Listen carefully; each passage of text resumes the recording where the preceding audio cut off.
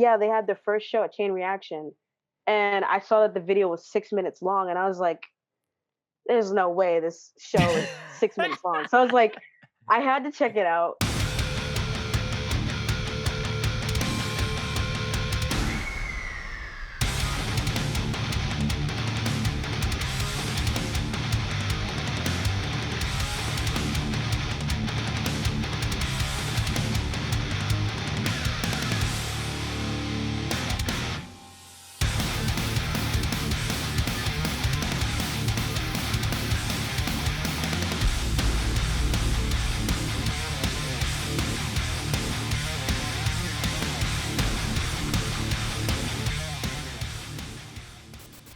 What is up, everyone? Thanks for tuning in. This is another episode of the Scoped Exposure podcast. A band who's been on just a world domination tour, it feels like, is the person that I'm bringing on today. I've gotten the pleasure of seeing ZULU not only once, but twice. We got to cover them when they played in Tulsa at the end of 2021, and then got to see them again play up in our hometown, Calgary, Alberta, Canada. And I think, the fact that we were the very first ever ZULU drum cam, I knew that I eventually wanted to have Christine on the podcast to talk drums and ZULU and everything in between. So without further ado, I'm very excited to be welcoming Christine of ZULU on the Scoped Exposure podcast. Thanks for joining me. Yo, what's up, Spencer? What's up? So happy to be here. Very happy to have you. So, Christine, I don't know if you've checked out any of the past episodes that we've done. Braxton has been on the show, and I has been on a couple times as well. But we always check a bev before we get into the music discussions. So it's tradition for the guests to go first. So tell me what you got going on. Well, I'm a huge ginger ale advocate, and I was like, inspiration of Canada, I brought a Canada Dry. Oh, very nice. The best soft drink ever possible. And then just to level it out, I just got a bottle of water, okay, keep it healthy somewhat. That's high praise for the Canada Dry. Hasn't been featured as much on the show, to my knowledge. It's like my favorite soft drink besides lemonade. That's the only thing I would choose besides water. Okay. So is that a preset ritual, like a Canada Dry, or do you have any other set bevs per se? I would say probably just water, because caffeine and stuff before a show can really tire you out. Mm-hmm. But yeah, I mean, after a show and I'm just chilling in the back, I could just crack open a ginger ale, because I'm not really a coffee drinker, and tea is only for vocal things. So, right. But I really enjoy ginger ale. I don't really listen to I don't really drink coffee and all that. Okay, so it's Canada Dry most of the time, not all the time, but most of the time. Oh yeah. Very cool. That's my bread and butter. Bread and butter. So I'm drinking. I've been on the tail end of my bev supply, and I need to do a run this weekend to kind of stock up. But I'm drinking it's a Perrier, but the blackberry flavor. I'm not I've never tried that. Yeah, I'm not super big. I think I've done the regular old Perrier, and then the strawberry flavor I think is pretty good, with not in the can but in the plastic bottle. But the blackberry is kind of a nice balance. It's not too fruity, it's not too sugary, so that's what I'm rocking today. That's fire. Yeah. I'm gonna try that next time I go to the gas station. Yeah, it's one of those very accessible bevs. It's not too fancy, so everyone listening can definitely snag one of those. Oh, yeah. Yeah. So cheers to you, Christine. Really excited to do this convo with you. Cheers. We'll crack it open.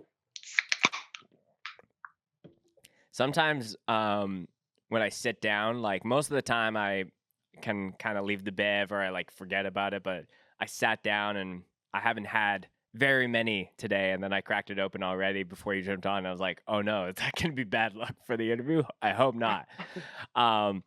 So Christine, anytime someone who's brand new to our show who hasn't been on before, I always like to get a bit of, their hardcore origin story, so to speak. So take me way back in time when you were like first discovering this whole heavy music underground scene, whether it was punk, hardcore, something in the middle. I've heard in past interviews that your brother was like really integral into you finding out about all this. Yeah, of course. He introduced me to Paramore, and that was like around the time when their first album came out. All We Know Is Falling, Hmm. and that album is pretty emo. If you heard it before, but there's a track. It's like the closing track, and there's the part in the bridge where it's like screaming vocals, and then Hayley singing on top of it, and there's a little bit like bass drum action going on, and like I heard that for the first time, and like something clicked, and I was like, "What is that? How do I find more of it?" And so, like growing up, I just been like scourging the internet for like bands like that, and I found like Bring Me the Horizon, Crown the Empire, Emira, Mm. um, That's a big Issues as jump well. from It's a Paramore big to jump. to Amir. Yeah. Yeah, like I jumped like headfirst into like the metalcore like area, and Mm. I haven't looked back since. Like I've discovered hardcore maybe in like I'd say high school. Okay. Um the first hardcore band that I heard, I didn't know that it was hardcore because I was like it's like a new genre. I didn't even know what it was. It was a whole different sound. And they're still like underground to this day. I don't even think they're still a band, but they're a band called No Idea. No idea. And Okay. like, yeah. And I I had never heard anything like that. And then I heard The Gospel by Knock Loose, and I was like, this is that sound. And it was like Mm. a light bulb went off. And since then, it's like Knock Loose has opened so many bands to me nowadays. It's like the scene is crazy. Like one band will make you a fan of another band, and that's just kind of how it happened for me. It just like spiraled into a giant snowball. So Yeah, totally. And yeah, sometimes all it takes is like one music video or single to really just be like, okay, that's the big piece of snow that's really making this thing yeah, overwhelming and overtaking. It is interesting just on the Paramore side because I was a big Paramore fan growing up as well, but like the drums specifically, like looking back now and having way more um knowledge when it comes to like good songwriting practices, it's like the drums are just so iconic from some of those first Paramore records. So was it yeah. the music overall, or were the drums like a very like for the Paramore's influence for you specifically? Like did that like really catch your ear? Yeah, the drums definitely caught my ear at first. Like I actually didn't want to play drums at first. I really Mm. wanted to play guitar because just it looked cooler. But like drums just made more sense to me. And In just what that way? album with like I guess because like I've had guitars ever since I was little, and I just like never understood where to put my fingers and stuff like that. But like with drums, I just air drummed, and I was like, oh, I know where everything is. I know where the crash is and the rack tom without having even touched the drum set, even seen one in real life. Right, right, okay. It's just like it was meant to be the drums and not guitar. Yeah. Yeah, that's interesting how it's like with guitar. It's funny watching a movie where the guitarist is like clearly not hitting like chords, but the music is changing. But it's like way harder to fake that on the drum side if you're not doing, Yeah, if you're not hitting the crash and it's like the floor tom or whatever. Um, but yeah, that is interesting on like it felt more, oh, I could actually do this because I could kind of do it with an invisible imagination drum set in front of me. yeah, because you can air guitar, but it's like you're not playing what you think you are. Right. That's true. So you're finding out about these bands. High school is kind of where the hardcore side of things kind of enter into your mind.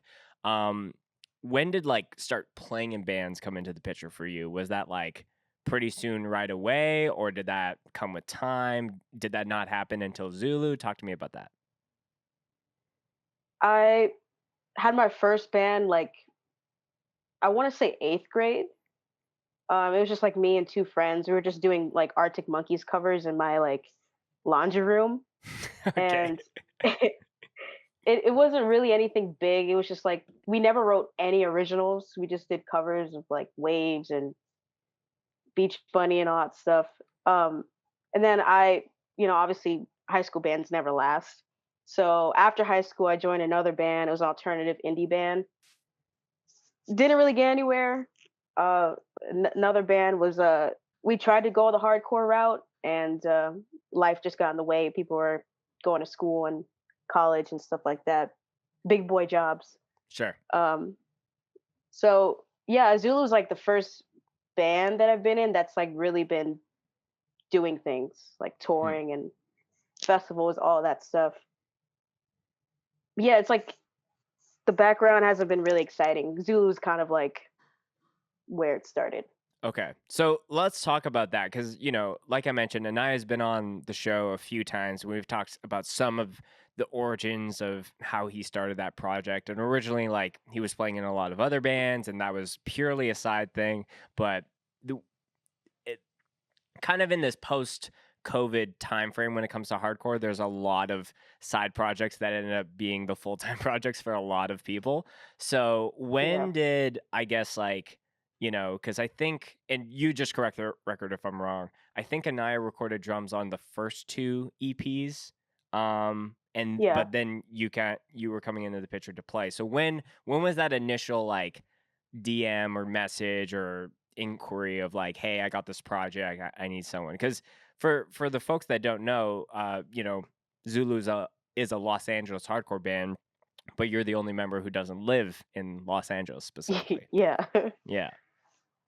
Yeah, it started like uh I'd say April 2019. So just a little bit before the pandemic. Um and I found it was before I was a part of Zulu. It was like the lineup was all crazy. And I saw a video of them on 197 Media. I don't know if you're familiar with that channel. Very much so. Steven's a They great friend of yeah, mine, so shout out to him. incredible videographer. But yeah, they had their first show at Chain Reaction, and I saw that the video was 6 minutes long, and I was like, "There's no way this show is 6 minutes long." So I was like, I had to check it out, and I was blown away. I was like, "What is this?" So I was like, "Okay, what's their Instagram?" Like, I'm gonna support this band no matter how I can. Hmm. Didn't have an Instagram, so I was like, "Okay." I recognize Anaya because I was like, I've seen that kid somewhere. Right. So I was like, "Oh, he's in that one band Dare," and I was like, "Okay." So I scounged for his Instagram, followed him, thinking like nothing will come out of it, just to keep track of like the Zulu stuff. Right. And he DMs me, and he's like, "Yo, you play drums? Like, you should come out and like jam and like show these fools what's going on." And I was like, "What?" It was just so random, and I was like, "Dude, okay, I'm with it. Like, just tell Hmm. me when, and I'll be there." And the first show I did with them was actually a live stream show. It was like during COVID. But, like, I was like, Oh yes, I "Yeah, this do is it." remember watching that. Yeah. So that was your Yeah, first yeah. time playing the drums That was the for very Zulu. first time playing with them. Yeah. Interesting. And I was Okay. like, "Dude," I was like, "This is it. Like, this is really cool. I'm gonna do this." Hmm. And since then, it's just we had our first show, like, that coming June, and it was crazy, and I was like, "Well, now I kinda have to stay. Like, this is crazy." Right. So since then, it's just been amazing, and I'm incredibly grateful for everything. Yeah. The power of a super short set, whether that's being played live and you're just like left wanting more, or you're on the internet and you're like, how does this band have a 6 minute set? I have to watch this. And then look where we are now. Exactly. That's insane. Yeah. Yeah. I And think, it turns out like oh, sorry. no, you go. Um yeah, it turns out in that same week they were looking for a female drummer, and like it just like everything came into place with us, cuz like I was looking for a new band at the time, but not even thinking that I was going to join Zulu. I was just Hmm. looking for anything. Yeah. And then they were just looking for like specifically me, I guess. Hmm. Yeah. So it literally just all worked out. That is destiny textbook example. Yeah. Yeah. Living So proof, literally. living proof, yeah. Shout out to Drain. So in the Shout out midst to of Drain. all that, like, you know, you start jamming, you do the live stream gig, you do the real gig, and then it's like, okay, something's here.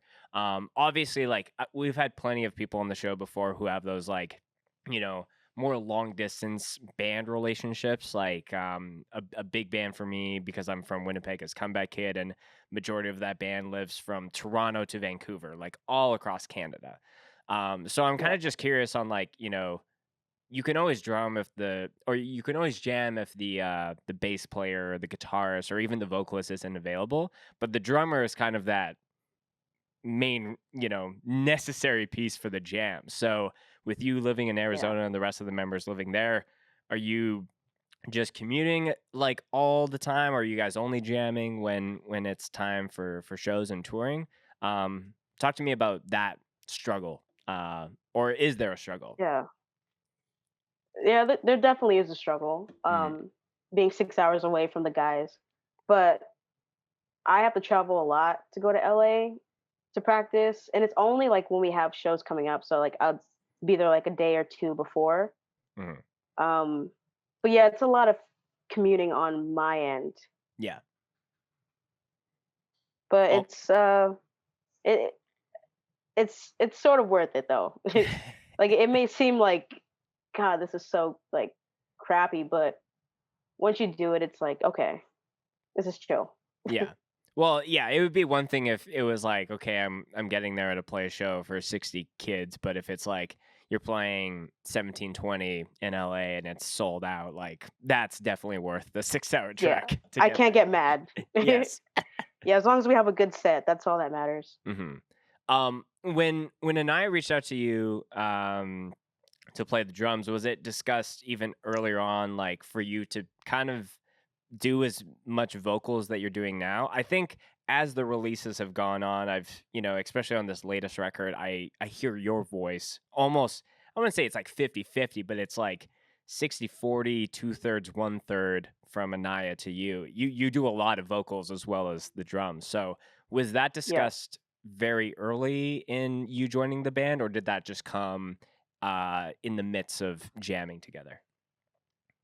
Yeah, it was discussed very early because I had a video of like my old band and I did vocals and drum in that old band.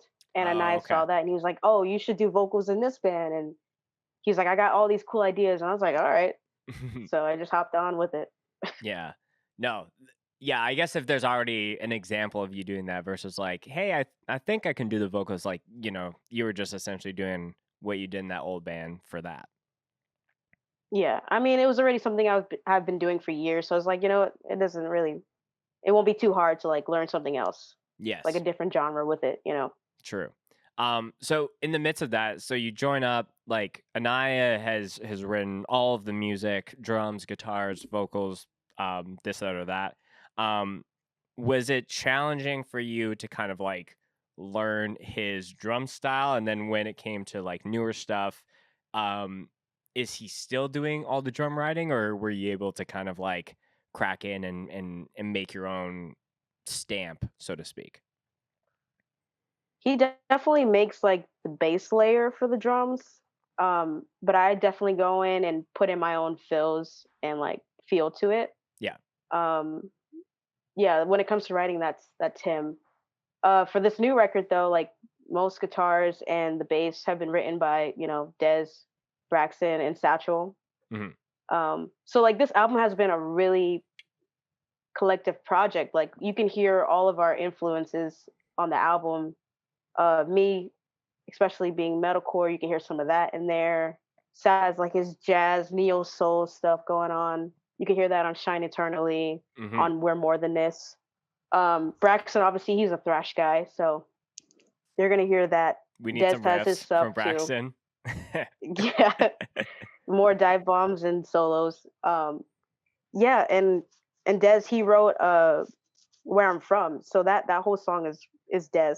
So you can hear all the different sounds. Just we made it work somehow, but Mm. yeah, it's this album has been a full band thing.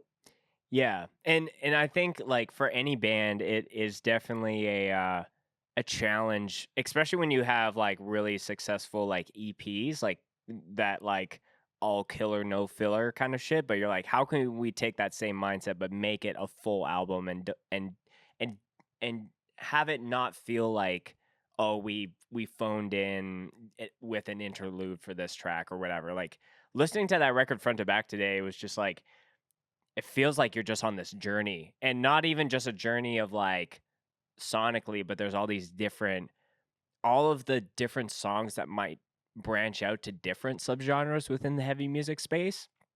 Nothing, all of that feels earned and not forced, at least to me. Yeah. Yeah. No, I agree with that. Yeah.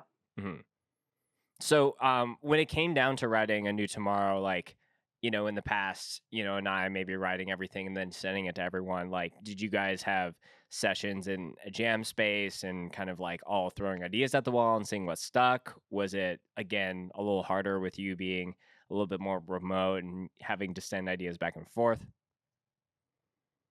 Yeah, it was hard for me being over here. Like I know the guys are just sending riffs back and forth in the group chat. I know they got together a couple times to like really work out some songs, like at someone's house. Right. But for me, like as soon as I got to the studio, as I was recording, I was learning the songs and like writing fills.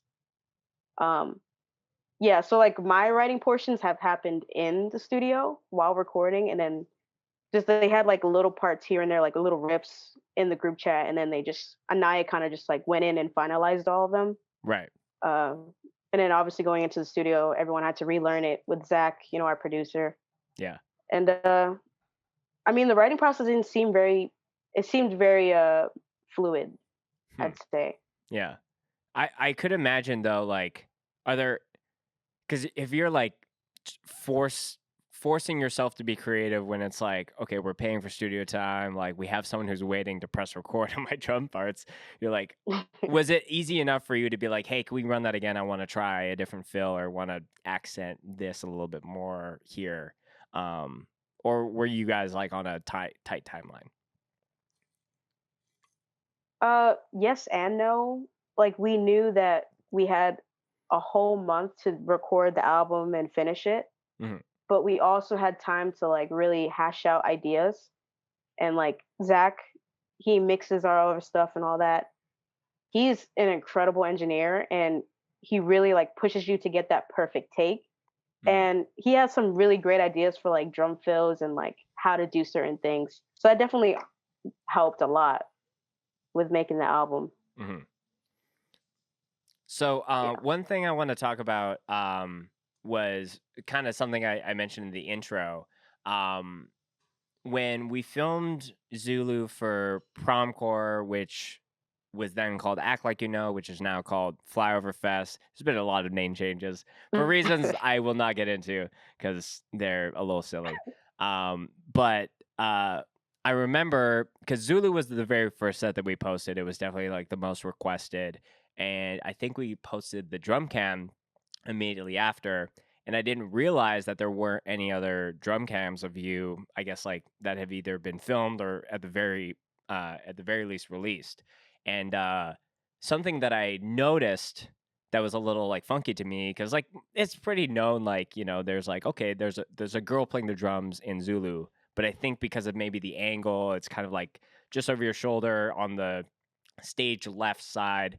You got the hoodie up, the hood, Yeah. the beanie. Yeah. There was a lot of people who were like, "Yo, this bro rips on the drums," and I'm like, it says Christine in the title of this Yeah. video. I don't know if you had any thoughts in the mid, like that was many moons ago when we posted that, but is that something that's unfortunately an ongoing thing when it comes to like someone like either online or if there's any of that in person? Yeah. A lot. In person too. Like we were playing I think we were in Montreal, and I think we just finished playing, and this dude was like, "Yo, drummer guy, you're sick." And I was like, I was like, I don't know if I heard right because like I had my headphones in, Sure. and I heard Des go on the mic, and he's like, "Yo, she's a girl," and it's just like everyone was like, "Whoa!" But yeah, online I see that a lot. But I mean, I'm not the most feminine presenting person. So it's like I can't get mad at them for assuming the wrong. But it does happen a lot. Yeah, like it is a thing where like you don't want to just like okay, I'm just gonna go and just put this Montreal guy like through the ringer because like he just Yeah, said drummer guy, but it is a thing where it's yeah. like you know I think there's a healthy practice of like not just being so upfront, especially nowadays, of just like, oh, this is just a dude, like it's a dude in a band. When it's like, you like, can you use your eyes for like half a second here, and like, Yeah. and even just like just kind of go into that a little bit more. Just like, hey, I don't want to just assume because it makes an ass out of you and me, but um Yeah. the online is crazy to me because like you don't have a name like Sam that can be kind of like for it's kind of can go both ways. Like Christine, I've never met any guys named Christine, so if Neither have I, so okay. um but the reason I wanted to bring that up is kind of like I do I say this a lot because I don't think, the things as far as like representation within hardcore is like like that's a marathon, not a sprint. And something that I've seen more more representation for um like non-binary or queer people or just women in general like playing bass or guitar or things like that, but like the drummer like category is like few and far between, at least from what I've been able to see. I don't know if you think that there's a reason to that or if there's like maybe a different access thing because drummers have to like have just more that they're responsible for as far as like playing the actual music. I don't know if you have any thoughts on that or if that's crossed your mind at all. yeah, I mean, sorry, what was the question? I guess like the very basic question is why aren't there more non-cis white men playing the drums in your opinion? Well, I'd say it's intimidation because like I was very intimidated. There was a lot of white cis guys in the scene, and they may say like, "Oh, we're welcoming to everybody," but it's like they're really not. Um, and a lot of females, non-binary people would feel the same way. Like it's not like when you walk in there, it just doesn't feel like you belong, and it should not feel that way. Hmm. It should be accepting for everyone to do whatever. Like if you want to start a band, like whoever's watching right now, if you are a female, queer, non-binary, like don't be afraid to pick up a guitar and start a hardcore band or play drums or do vocals. Like please do it. Like I'm giving you my support. Like F all these white cis guys that have something to say about it. Like just do what you want to do, honestly. Mm-hmm. Yeah, like I think I've had this conversation with a few other people, either on and off the podcast, but I think that there's like certain roles as like, oh, like it's a girl, so she's gonna sing or she's gonna play bass. I'm like, why can't she riff or play the drums? Yeah. Like, or like people thinking that there's like just like different way, like it's just a very strange thing, but like there have been certain bands that I found like I could probably count on one hand how many like female like or femme presenting like drummers that I know versus like the laundry list of just dude drummers in the scene. But like I don't know, like I don't know what is the thing to kind of like, again, it's a marathon, so it's not going to happen in a year's time, but I would like to see more girls drumming in bands personally. I agree. I agree. Are there any like female drummers, at least that you've been able to play shows with, or you follow online, or any of that come to mind that need to get a little bit more um, notice? Ones that I should be on the hunt for a drum cam for. I don't really know any female drummers. That's what's crazy to me. It's like I can't think of one. Or maybe I'm missing one, but like I just nothing comes to mind, Mhm. honestly, and that's The sad. so the maybe two that are coming to mind. There's a band called The Victims. I can't remember exactly where they're from, but Meredith Victims. is their drummer, and she's been on the podcast before. Um, Oh, she's word. she's got a crazy like she's like standing on her kit half of the time, just very crazy stage presence for being entrapped behind a drum set. And then there's That's another dope. band that I am blanking on. They're like a pop punk band, and they have a female drummer. I'm Oh, trying to Meet Me at the remember. Altar. That's one band, but I don't know if that's hardcore. But Meet Me at the Altar. Okay. They have a female drummer, I believe. Hmm. Yeah, they're sick. Yeah. Okay. Leave Me at the Altar. I'm trying to remember because they were like a pop punk band, but I knew that they covered Hatebreed once, and I thought that was very cool for a pop punk That's band dope. to do that. So yeah, I like again, we don't like I'm not prying you for the answers here, but it is something that I constantly think about because like I remember when um Kat, who sings for this band from Denver called FOM. They're not a band anymore. I think they have played their last show or they're planning on doing that. But she was just saying and encouraging dudes and bands to just like when you're starting a new project, like don't just think about asking all your bro friends that you've been playing in bands with. Like sometimes it is just getting a follow from someone and being like, "Oh, this chick from Arizona drums. Like let's go and see if she wants to do it." And here we are, you know? Yeah, of course. Mhm. So I want to talk about some of the new tracks from A New Tomorrow. You were mentioning Shine Eternal is kind of a bit of a different kind of vibe when it comes to the record. And on the drum side, I was curious. It sounds like you either recorded with an entirely different drum set or maybe the snare was different. Is that just me like Yeah. trying to connect some dots that aren't even there, or is there some truth to that? No, you got it. Actually, I didn't record on the softer tracks on the album. Oh, That was okay. Anaya that tracked those, but I was there for the whole thing. Yeah, we pretty much just like changed the whole snare drum. Like the tuning was just different for those two songs. Hmm. And yeah, Zach is a powerhouse. Like he went in and he just like tuned the whole kit to like a different genre. It was so cool to see. Yeah, that's wild to go from like loud, aggressive, like power violency kind of music, and then going to something that's like, oh, we're just gonna like vibe out for a little bit. Yeah. Yeah. Yeah. I've seen a lot of comments on, either Zulu sets or different things. And I think your drum on our drum cam as well, like your snare is tuned like so high, like a gunshot high. Yeah. So Yeah, can't people really are work saying when it it's, sounds like people are saying it sounds like Snapcat case. oh, okay. Um, and I was like, okay, I could see that, but I Mhm. enjoy it though. I'm glad people like it. Yeah. Has it, where is it going where it's too high, where it's like, oh, I think this thing's about to like pop if I hit it too hard?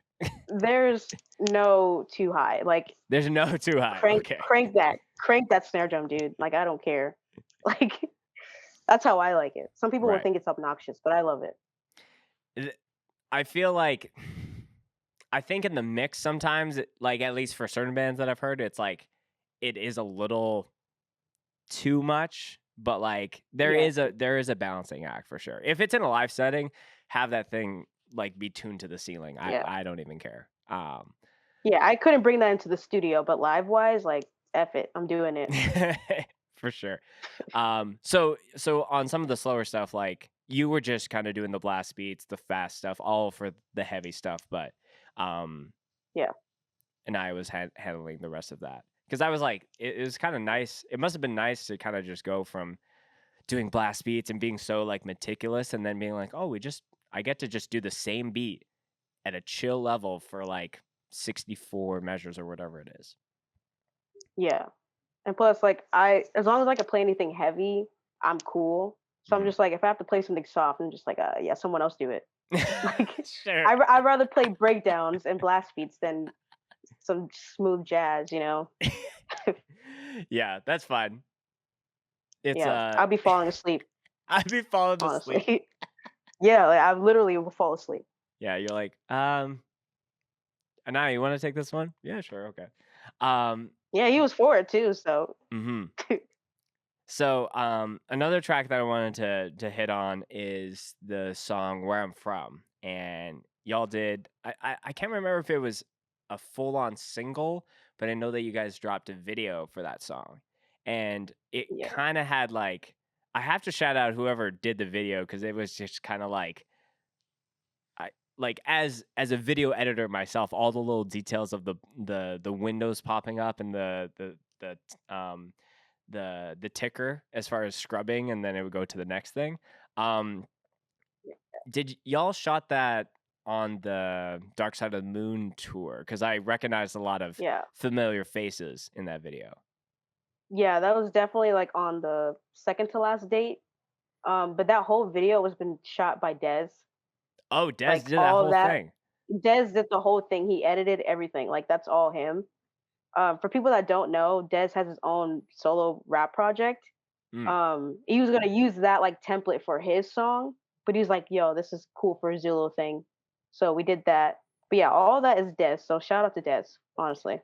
Des is like this creative powerhouse that I only got to see some of that a little bit more when they were doing some stuff on the road with Scowl, and then there was like Scowl music video that Des shot in full. I was like, damn, okay, Des, Yeah, you got some man could cook. So yeah, he can cook. yeah, um, obviously a very talked about thing, at least online, before that video was coming out, was y'all had Eric Andre a part of that video.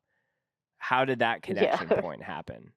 Did he come to you, or like was there something else in the mix? I don't know. I think he reached out to Anaya, but I know he's a real like hardcore, like heavy music fan. Hmm. Uh, yeah, and all of a sudden we just like it was just like one random night, and I got a text in the group chat, and it was just a video of like behind the scenes of Eric Andre. Like it was Anaya and Deza at his crib, just shooting him like for the video, and I was like, I had to watch like 5 times to make sure I was looking at the same thing. Yeah. But I was like, this is so random. And then he was like, oh yeah, he's gonna be on a music video. I was like, all right. Turns out he's a fan of Zulu, and it's the most random thing ever. Because like I used to watch the Eric Andre show like late at night in high Oh, school, so it's like yeah. it's crazy to think that he's a fan of us. So that happened, and then yeah, he's just been around, just chilling, listening to Zulu, and putting us on his Instagram story. It's crazy. That's very cool. Eric Andre is Yeah, like one of those. He had one of those shows where it's like there's a part of me that like in some kind of alternate reality where I'm famous enough where I could do his show, I would half want to do it, half not want to do it because you have like anything could happen on his no, show. literally. Yeah. Yeah, he's something else. Yeah. But yeah, it's really cool to have, a little bit of a music video cameo if anything. But like Yeah, not having it in a way that like, oh, we paid this dude to be a part of this video. He's like a genuine fan of you guys. yeah, he was all for it. Yeah, I can't sometimes when I think about like the little celebrity crossovers that we've been seeing, like whether it's like, you know, um, like Dennis from Speed came on the podcast and we talked about like the Shaquille O'Neal like crossover photo moment, and then there's like all this other crazy stuff with like Knock Loose and Billie Eilish watching them at Coachella. Like yeah, I don't know if a celebrity is like, "Yo, have you like checked out this band?" to another B or A list celebrity, and just like is putting it on the car. I guess that happens, but like that feels too mundane, if you know what I mean. yeah. It's definitely strange. Like recently, we found out that uh, Pete Wentz and Patrick Stump is like a fan of Zulu from Fall Out Boy, Yeah, I did and see that. Hmm. Yeah, Patrick was wearing our merch during an interview, and he was just like shouting out the album and stuff, which is crazy. And like, I'm a Fall Out Boy fan. Dez is like a huge Fall Out Boy fan, Hmm. so you can imagine he's stoked about that. Yeah. And that's It's another just, it's band that crazy. has a lot of ties to the hardcore universe Yeah, from the early days. Um, yeah. I think it's there's a there's some weird thing where the drummer of Fall Out Boy was starting a project with um, not the main Misery Signal singer, but the one that they had like kind of in between when Jesse wasn't in the band. I'm blanking on his name. He's Canadian. And they had this project. I think I'm gonna look this up while I'm talking about this. All right. But I think the band was called Solace, and they put out like a band camp kind of thing, like purely as a this is not we're not going on tour. This is purely like an online thing or whatever, like super group kind of thing. And then I think Hmm. it got taken down because like Universal was just like there's some kind of weird conflict between Fall Out Boy's drummer being in the band. So I think he had to leave the band, but he like wrote everything. Um, it was this very strange thing. So I'm gonna have to find that and send that to you because it is funny Right. when a band gets to a certain level, but they come from a very like DIY space, and that's the only way that people can Yeah. think, even if their band is Fall Out Boy. Yeah. So so Eric Andre is vibing with you guys. Do you think that's like probably the biggest celebrity that you either know has shouted you out or like you've seen? Or is there any other ones that come to mind? Um, Not really. Not that I know of. Yeah, I don't really know. I think those are like the only two or three celebrities that I know. I mean, I've met Hayley Williams. I don't know if she knows about Zulu, but I've met her. When did you uh, when did you meet Haley and how did that happen? uh, we were playing a festival in LA, um, and I was backstage to watch Turnstile actually, and she just like walked right in front of me, and I was like, "There's only one person with orange hair like that," and I was like, "There's no way that's who I think it is." Right. And yeah, I turned back around and I was like freaking out. I was like hyperventilating and I had to call my brother. I was like, yo, come backstage. Like, you would not believe who is here. Right. And yeah, I talked to her and I like took a picture with her. And then now, I don't know when this is going to come out, but like later this month, we have a festival that we're going to be playing and Paramore's headlining. So I'm going to go up to her and be like, yo, you remember me? And show her this picture and just like, Mhm. I don't know. Hopefully I can put her on to Zulu because I know she's into like hardcore. I Yeah. see her two stepping and stuff. So Oh yeah. Yeah. Yeah. She's got connections through there, yeah, but she knows. yeah. It's funny when someone is like, "Who's standing in front of me?" Oh, I know exactly who's standing in front of me right now. Yeah, I didn't even have to, like, look at her fully, I was just like I saw orange hair, and I was like, "There's no way." Yeah. Man, Yeah. that is I there's a part of me that thinks about the day where this podcast could be big enough that I could interview people like Haley Williams. Um, but I would need like a month of prep. Like not only just for research, but like for my own emotional like, okay, you can do I this. feel that. Don't punish, you know. Yeah. um I wouldn't be able to do that, so props to you for for for even doing all thinking that. about trying to do that. For even thinking about doing it, yeah. Yeah, yeah. We had someone on the podcast recently who even just was like, "How do you do this whole show thing?" And I said something, and this was like after we were done recording, and I got super technical as far as how I do the show, and she's like, "No, like how do you talk like have a conversation with someone that isn't super boring and stay like engaged for like an hour and a half to two Yeah. hours straight?" I'm like, "Oh, that part of that is natural and part of that is just experience, so so Yeah. it is what it is." But if anyone on the Haley Williams team is listening, don't hit me up now, hit me Hit up your in girl up. like 2 years or something because I want to be Yeah. able to work up to that. um Okay, here's a interesting.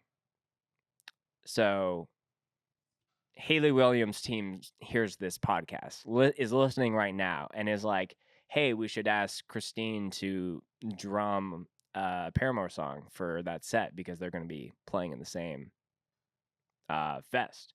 What's the one Yeah. song that you would be like, "I'll do that one"? Dang. Because I literally know all the discography like Hmm. on drums. But what's I the could most literally fun whatever that? song. The most fun. Oh man, I probably like choose something from the new album if they're gonna be performing Figure Eight. I Okay. love the drums on that, so I was like that or You First. Hmm. I would really like to play those songs. But any of Yeah. the old songs, if they're down for it, I'm ready to go. Right.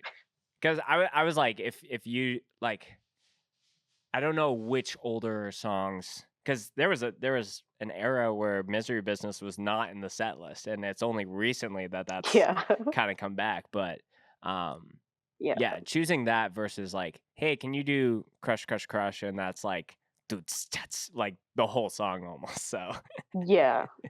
That's like the uh, easiest thing you could play. yeah, but you want to do something that has some pizzazz. Yeah, Yeah. Well, if that happens, I'll just take credit for I will pass manifesting it. away. So Like, call the coroner, call my mom. Like, that's it for me. Like, I'm done. going out in the blades of glory, as they say. I'm going out with a bang. That's all I'm saying. Yeah. So Christine, anyone that like follows you or knows you, like knows that you're a musician that doesn't just hit the sticks. You make music as well, and you put out a I do. single at the very end of last year called Paralysis. Have you I did. always been making like music, and that was kind of like the first thing that you have put out, or have you put out a bunch of other stuff that just maybe is a little bit more buried? Yeah, that's the first. Like, I've written that song years ago, and I have so many songs that I've been too scared to put out, but now I'm like, F it. Like, like I need to let it go. Hmm. There will be more songs. Like, I'm currently writing and finishing others. But like in my past, like I've written, sorry, uh, other songs, but I didn't sing on them as much. Like my old band, the College Dropouts, I did vocals, like backup vocals a little bit, but never Hmm. like full on sing. But I was like, you know what? Now it's time to like dip my feet into that area. I got you. And yeah, I would love to start playing shows eventually and start a band. But yeah, there's gonna be more music coming out, so Soon look out for or that. in the months to come? In the months to come, I'm trying to put out at least 2 singles by the end of the year. Okay. Yeah. Are we doing any like videos, or is it just like here's the artwork and the song, hope you like it kind of thing?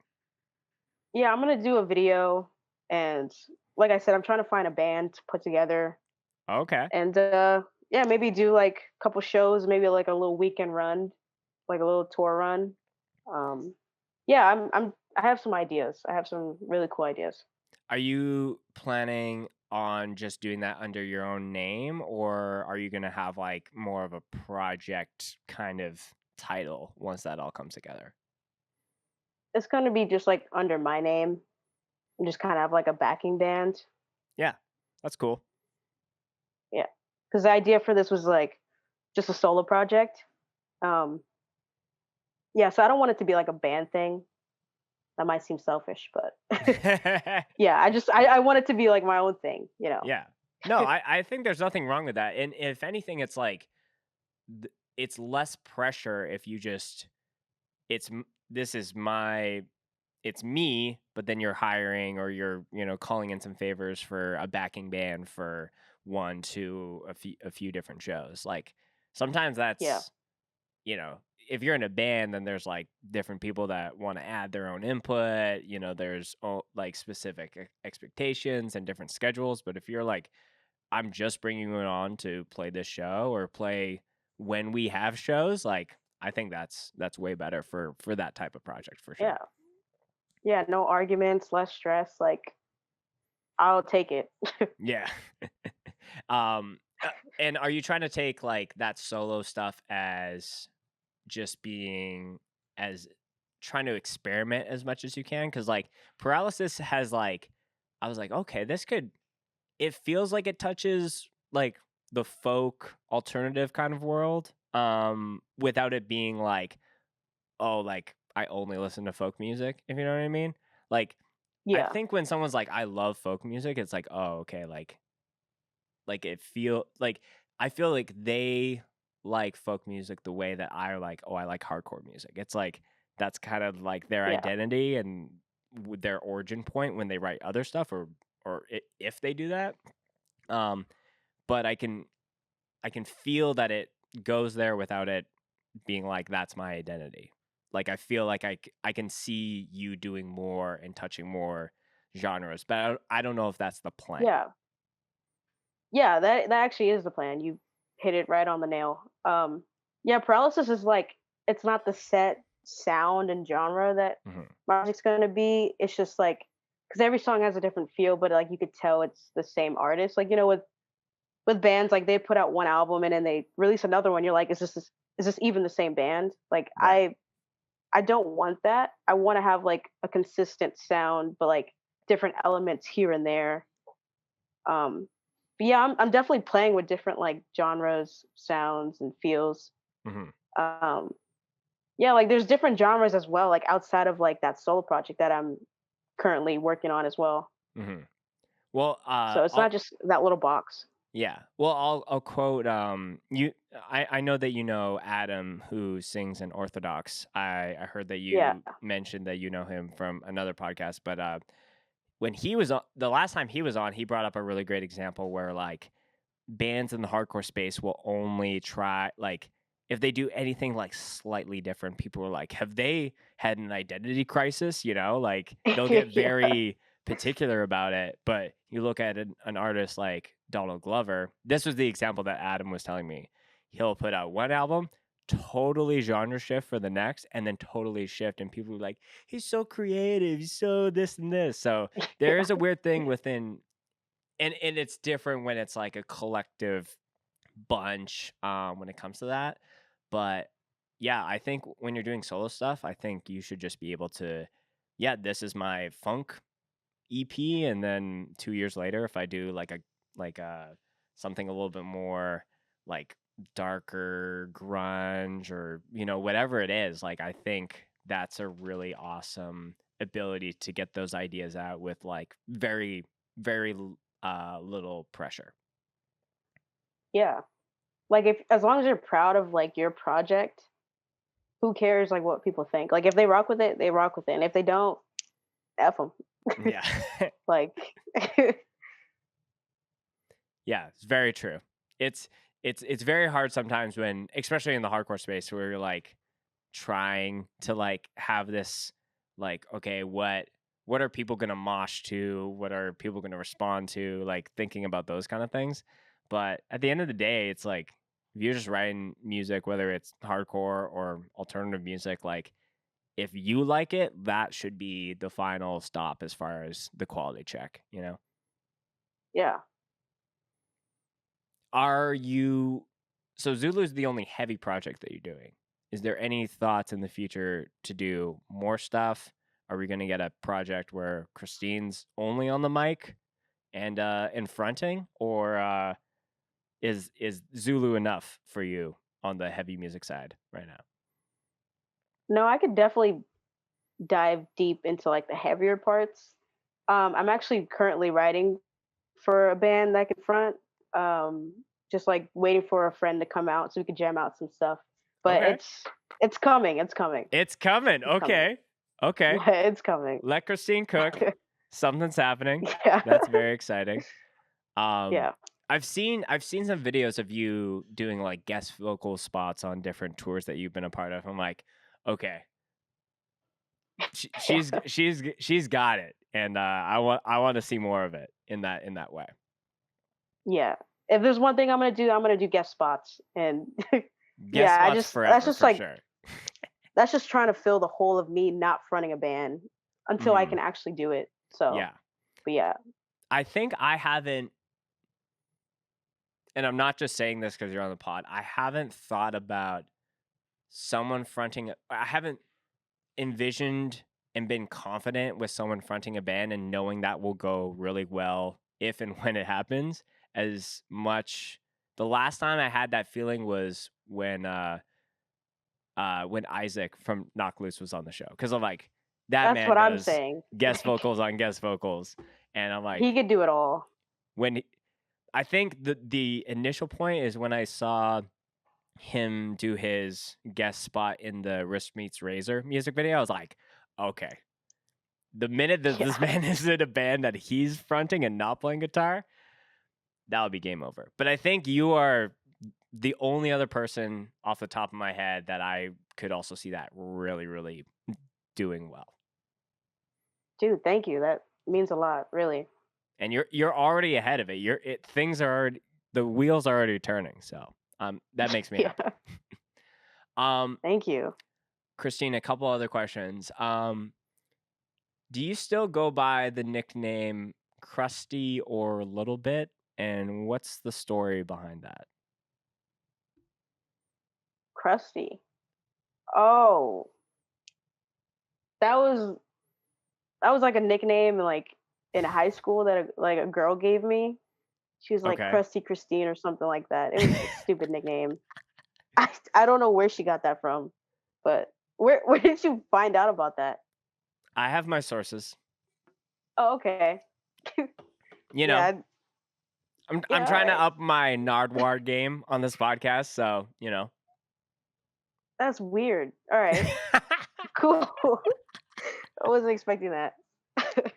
So Yeah, Krusty is one nickname. Is Little Bit a secondary, or are those connected? I've never heard Little Bit before, but Krusty is definitely one that brought me back. Okay. Yeah.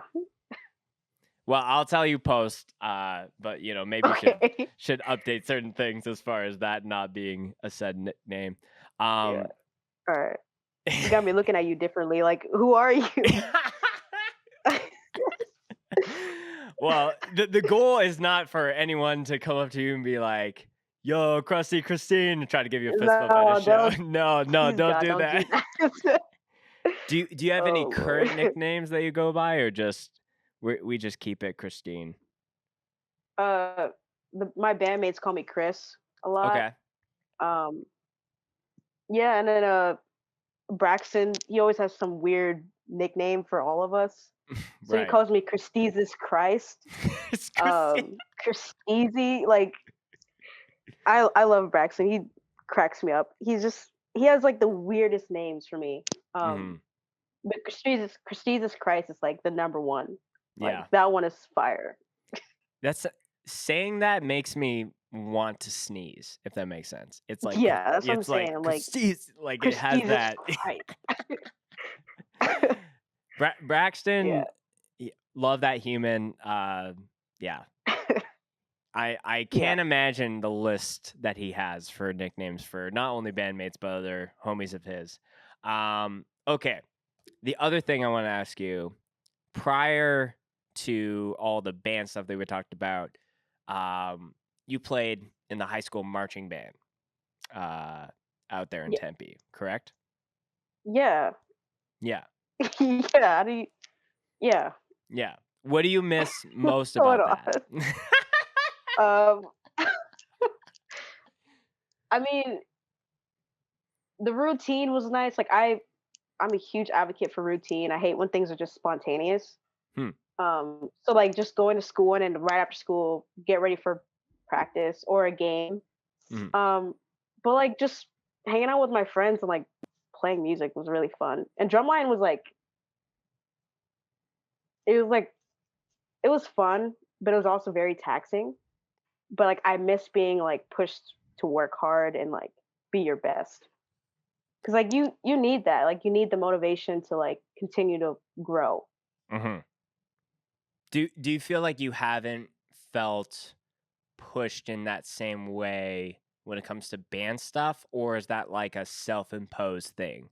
Like, are there certain drummers or bands that you see and you're like, oh, I gotta up my chops because so and so is also playing this fest or this show, and you know, like they're kind of Yeah. making me self reflect on my abilities. Like you're an absolutely killer drummer, but I think that there Thank you. is something to be said about when you are playing with a band that kind of like makes you subtly uncomfortable by how good they are, if that makes sense. Yeah. Every time, like we're playing with other bands, like especially hardcore fests and stuff like that. Like, for example, Benny, you know Benny, Yes. an incredible drummer. He's like 3 times my size. If anyone listening has ever seen me in person, You I'm could totally itty do three bitty. Christines, and then that three Yeah, I'm Christines equals one Benny. tiny.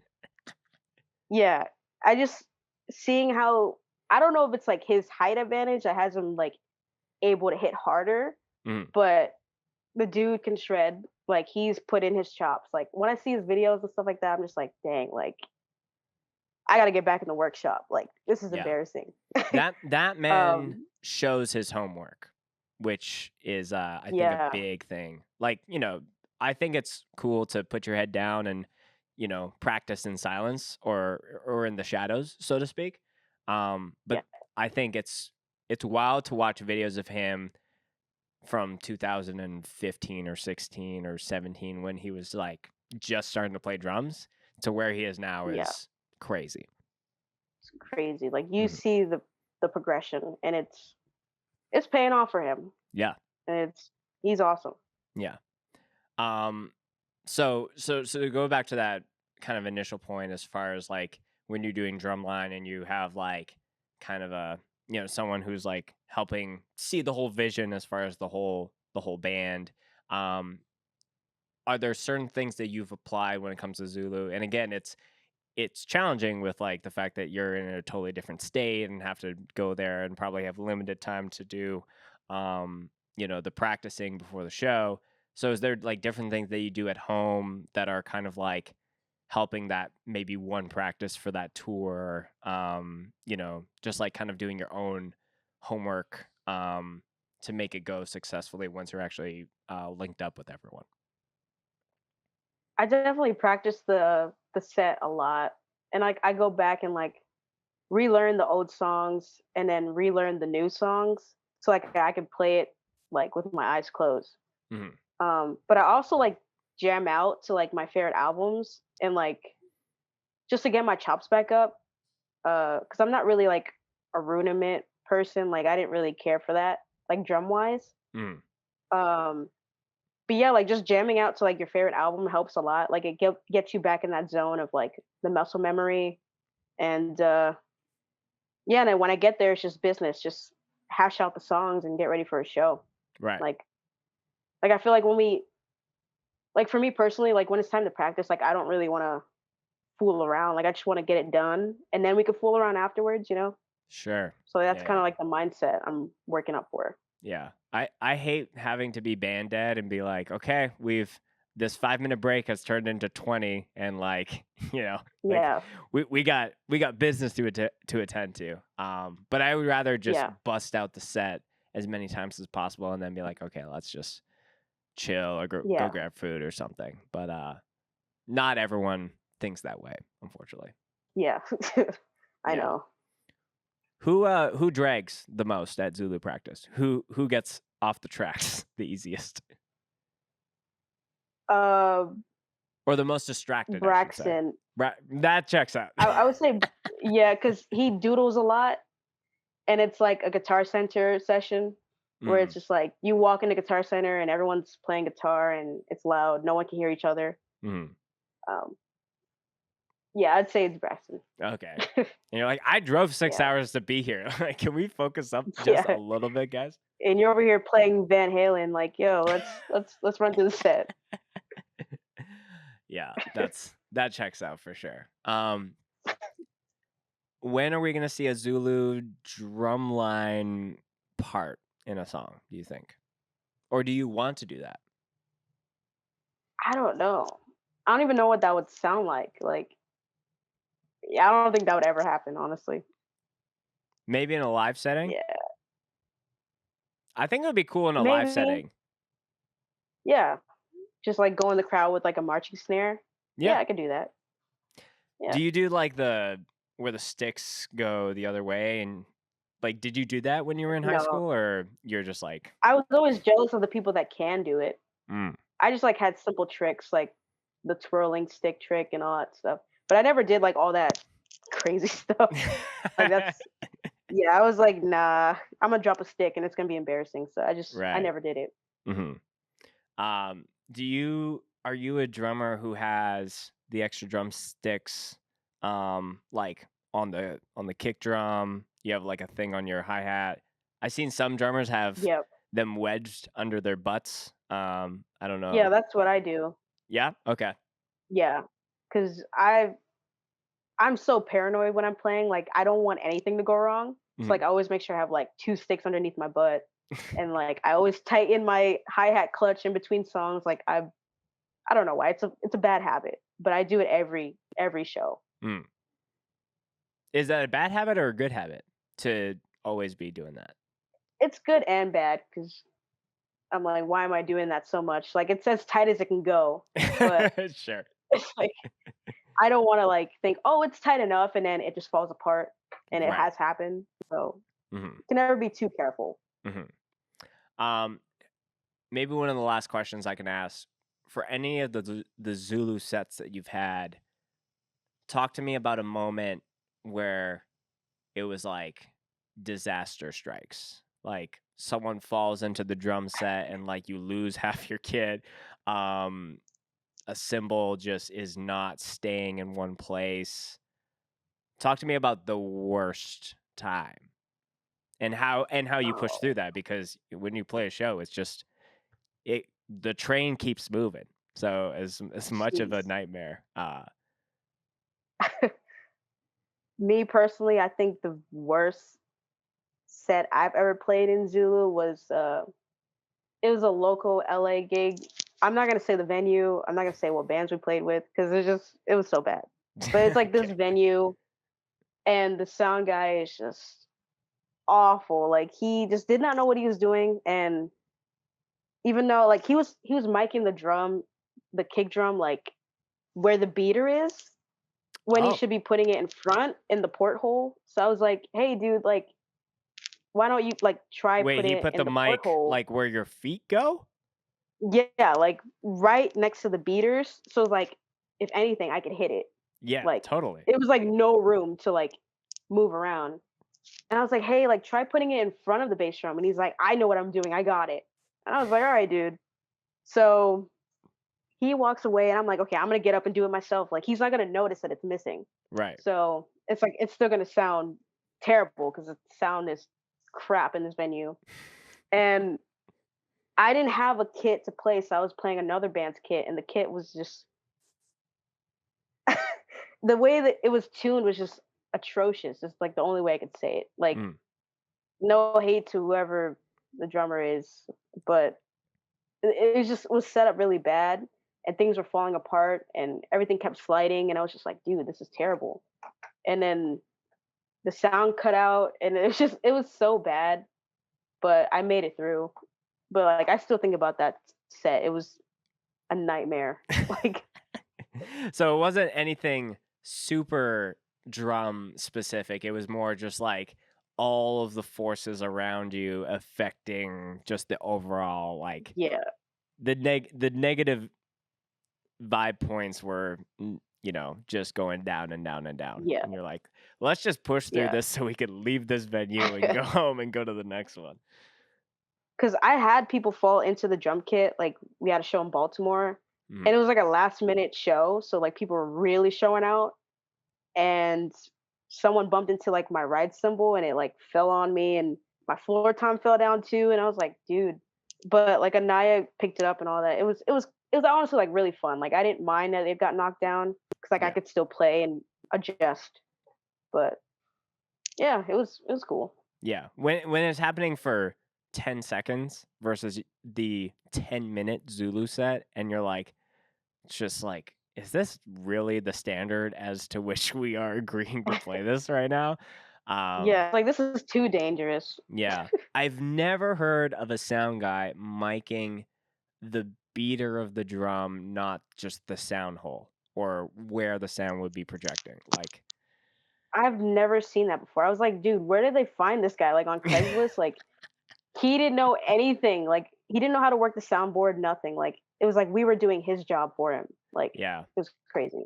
And whether a sound guy has a ton of experience or no experience, which this sound guy is the latter, you don't really want to step on the sound guy's toes. You just kind of want to leave them as long as like you have what you need. You don't want to piss them off because they're already Yeah. probably in a pissy mood. But yeah, that's whack. I hope that guy Yeah. hasn't done sound for another show because clearly he has. No, he's still there. He's still he's still. living Oh, okay. and thriving. Yeah. I've heard from other sources. He's still there and He's still still putting the same that way. mic Yeah. on the beaters. So, well, if you're listening, maybe Google how to mic a kick drum at a rock show and Please, for the up love your of God. game a little bit. Yeah. Christine, the very last question before we wrap up the show that I ask every single guest who comes here on the pod is a favorite Mosh-related story that you would like to share. And so that's anything that's first to your head.